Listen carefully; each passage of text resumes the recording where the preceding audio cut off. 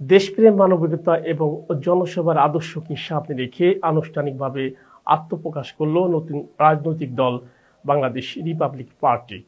Senior staff reporter Liton বিশ্বাস জানান, দেশের প্রতি দায়বদ্ধতা ও জনগণের পাশে দাঁড়ানোর মানসিকতা নিয়ে রাজনীতিকে কোনো ব্যবসা হিসেবে নয়, বরং একটি পবিত্র দায়িত্ব হিসেবে গ্রহণ করে এই দলের যাত্রা শুরু হয়।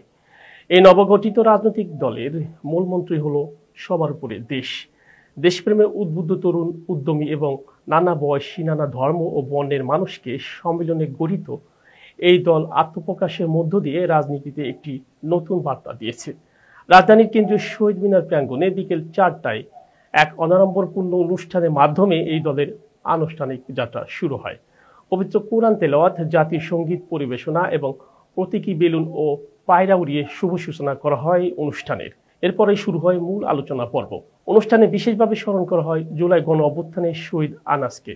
এ সময় তার মায়ের হাত ধরে আংশিক কমিটি ঘোষণা করা হয়। এই দল গঠনের মধ্য দিয়ে শহীদদের আত্মত্যাগকে মূল্যায়ন করার কথাও বক্তারা গুরুত্বের সঙ্গে তুলে ধরেন। এ সময় দলের প্রধান উপদেষ্টা হিসেবে দায়িত্ব গ্রহণ করেছেন বিশিষ্ট ব্যবসায়ী সেলিম প্রধান। দলের সভাপতি হিসেবে দায়িত্ব পেয়েছেন বাংলাদেশ সেনাবাহিনীর অবসরপ্রাপ্ত লেফটেন্যান্ট কমান্ডার মোহাম্মদ মেহেদী হাসান।